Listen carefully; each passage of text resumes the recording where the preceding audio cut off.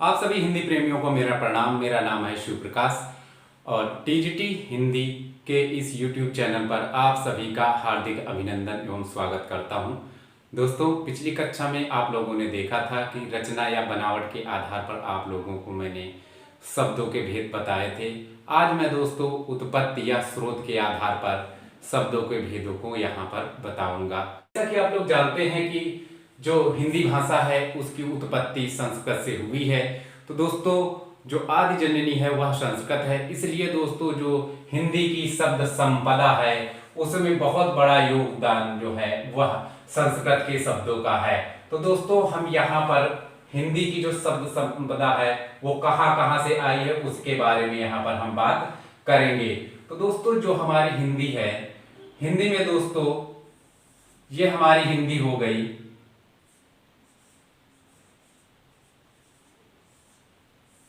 अब दोस्तों, इसमें जो है मूल रूप से जो काफी मात्रा में शब्दों का आगमन हुआ है या जिससे निकल करके हिंदी में आए हैं वो है संस्कृत के।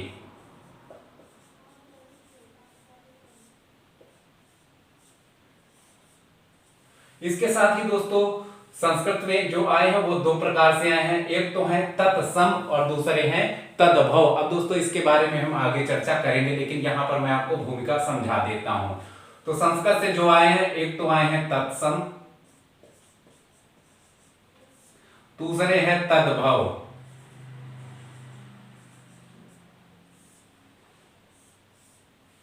इसके साथ ही दोस्तों जो संस्कृत के अलावा अगर देखें तो कुछ एक जो है वो देसी भाषा से आए, मतलब जिसे देशज आप बोलते हैं।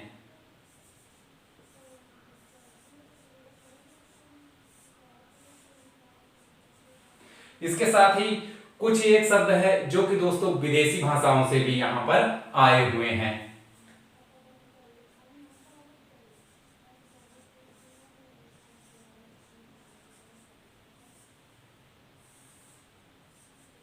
तो इस प्रकार से आप लोगों ने देखा यहां पर कि किस प्रकार से हिंदी की जो शब्द संपदा है वह किस प्रकार से यहां पर बनी है। अब दोस्तों हम यहां पर देखेंगे कि तत्सम क्या होता है।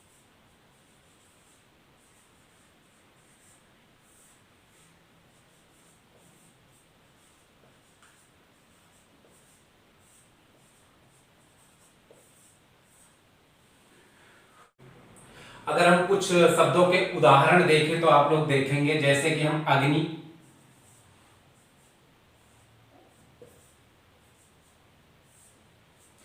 दुग्ध,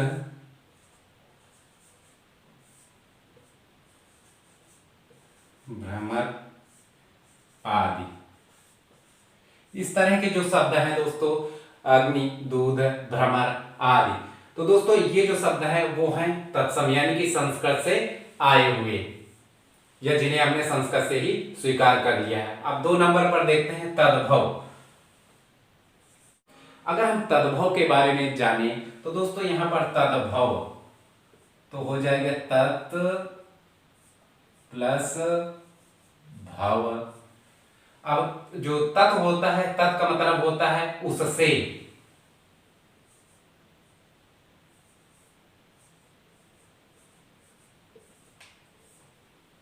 अब भव का मतलब होगा निर्मित।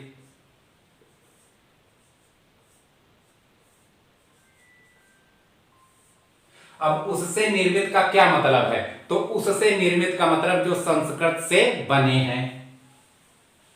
अब जो तत्सम थे वो संस्कृत के ही थे, लेकिन ये क्या है, ये संस्कृत वाले शब्दों से ही बने हैं। तो इस प्रकार से हम देखते हैं कि जो शब्द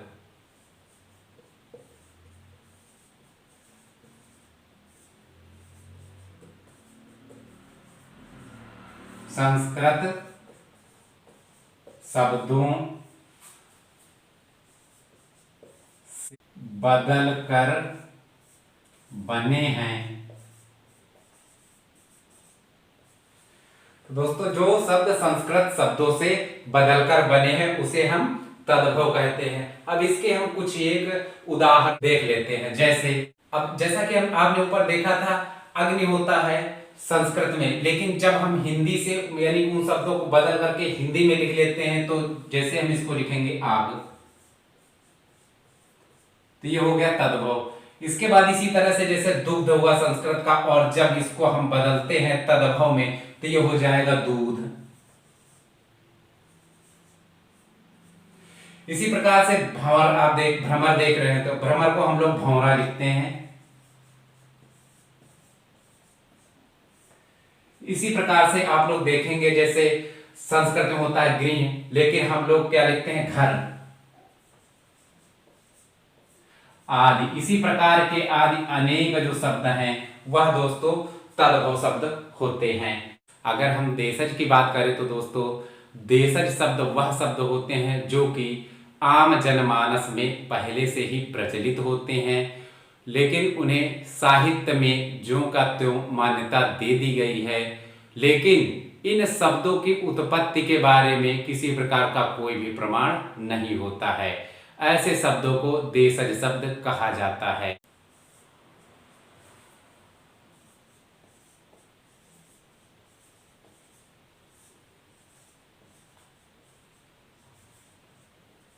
वे शब्द जिनका प्रयोग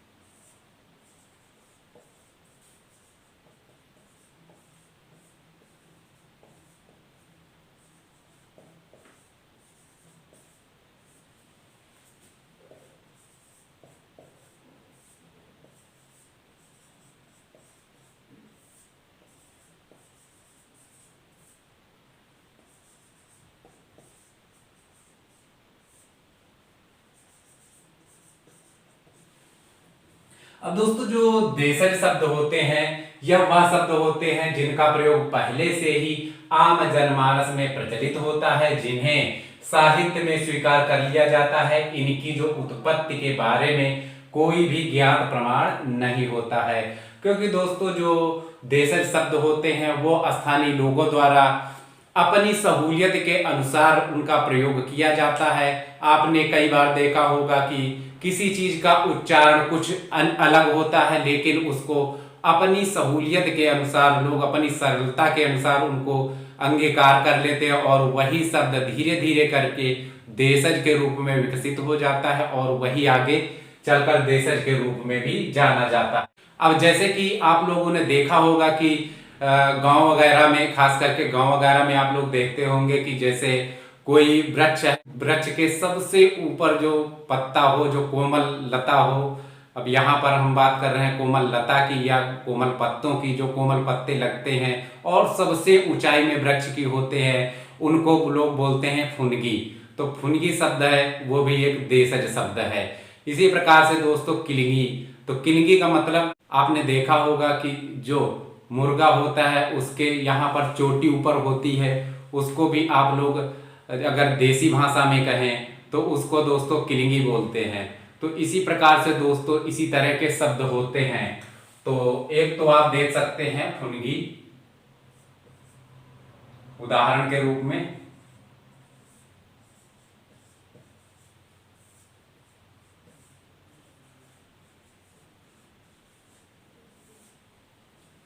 और इसी प्रकार से अन्य अगर हम शब्दों की बात करें तो जैसे कि जूता ये भी देशज शब्द है। इसके साथ ही भों भों,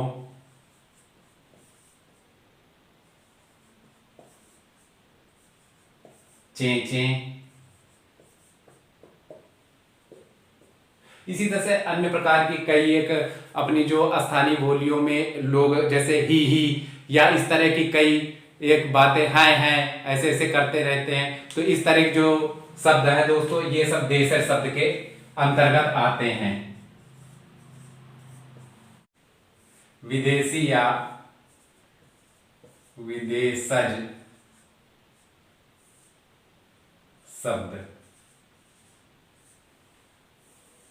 अब जैसा कि आप लोग जानते हैं कि यहां पर नाम से ही स्पष्ट हो रहा है कि यहां पर विदेशी शब्दों के बारे में कहा गया। अब विदेशी का मतलब जो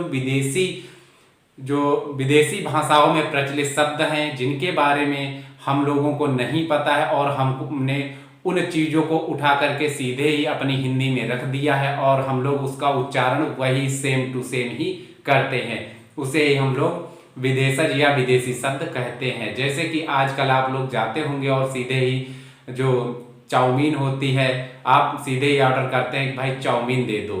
तो दोस्तों यहाँ पर जो चाउमीन शब्द है ये भी विदेशी है। तो इसी प्रकार के हम शब्द यहाँ पर देखते हैं। तो जो शब्द दूसरी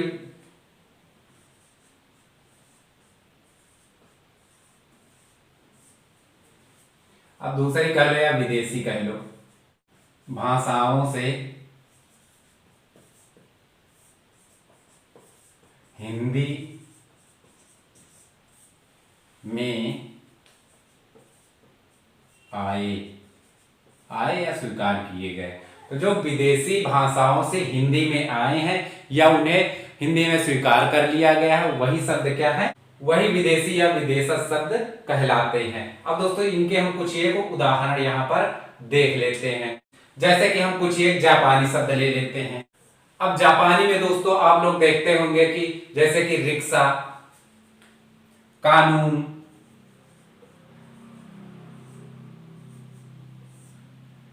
इसके साथ ही रिक्शा आदि। कुछ समय बाद मैं एक स्पेशल लेक्चर लाऊंगा जिसमें आप लोग देखेंगे कि वहां पर मैं आपको जो भी विदेशज शब्द हैं अलग अलग देशों से लिए गए हैं उनके बारे में विस्तार पूर्वक चर्चा करूंगा। यहाँ पर फिलहाल मैं सिर्फ आपको कुछ एक उदाहरण देकर के बता रहा हूँ कि किस प्रकार से कौन सी भाषाओं से लगभग जो विदेशी शब्द आए हैं वो यहाँ पर आए हुए हैं। इसके बाद जापानी के बाद में अगर देखें हम चीनी, तो चीनी भाषा का देख लेते हैं। अब जैसा कि आपको बताया था मैंने चाउमीन,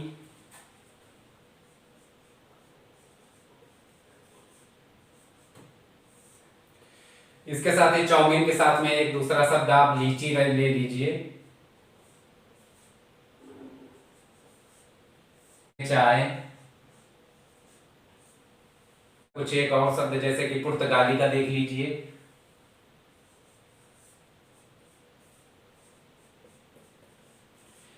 इसी प्रकार से बहुत सारी भाषाओं से आए हैं, फ्रेंच से आए हैं और इसके साथ ही जो इंग्लिश है, इंग्लिश से बहुत सारे शब्द आए हैं अपने हिंदी भाषा में।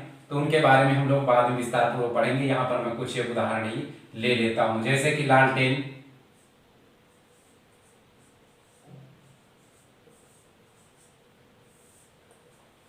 गमला और तीसरा शब्द आप ले लें काजू, अगरबत्ती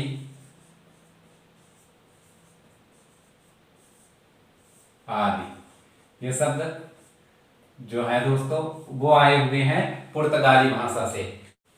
अब संकर शब्द क्या होते हैं? अब संकर शब्द वे शब्द होते हैं दोस्तों जो कि दो अलग अलग भाषाओं से आकर के किसी एक जगह पर इकट्ठा होते। कहने का मतलब यह है दोस्तों कि जब हम किसी दो भाषा के शब्दों को एक में जोड़ लेते हैं और उसको एक नया शब्द के रूप में हम उच्चारित करते हैं तो उसे दोस्तों हम संकर शब्द के नाम से जानते हैं। तो दो अलग अलग भाषा के शब्दों को मिलाकर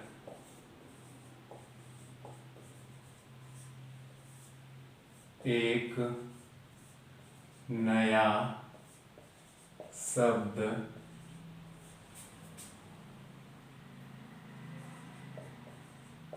बना देना। और जो शब्द नया बनेगा वही संकर शब्द होगा। बस प्लस अड्डा। अब दोस्तों इस प्रकार से अगर हम दो मिलाएंगे तो ये बन जाएगा बस अड्डा।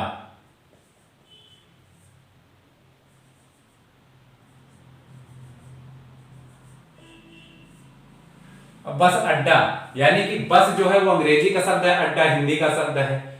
अब दोस्तों दोनों मिल गए तो बन गया बस अड्डा। इसी प्रकार से आप लोग देखेंगे कि रेल प्लस गाड़ी। आपने देखा अंग्रेजी और हिंदी, अब दोनों मिलाया, उसके बाद एक नया शब्द हमने निकाल दिया जो कि हो जाएगा रेलगाड़ी। इसी प्रकार से एक और हम उदाहरण यहां पर ले लेते हैं जो कि है दोस्तों अजायब घर।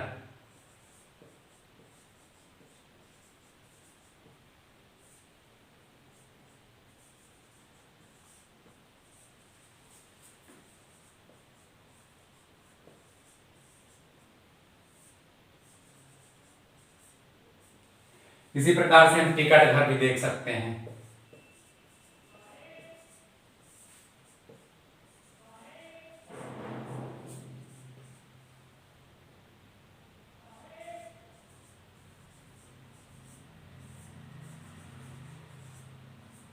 उम्मीद करता हूं मेरे द्वारा ये जो जानकारी दी गई है काफी आप लोगों के लिए हेल्पफुल रही होगी। कृपया वीडियो को लाइक करके अपने दोस्तों तक जरूरी से पहुंचाएं ताकि दोस्तों वो लोग भी इस मंच का हिस्सा बने और हिंदी को समृद्ध करें। साथ ही दोस्तों यदि आपके मन में कोई डाउट है तो दोस्तों आप लोग हमें कमेंट बॉक्स में कमेंट करके बता सकते हैं। तो मिलता हूं एक आने वाले अगले वीडियो में अगली कक्षा के साथ, तब तक के लिए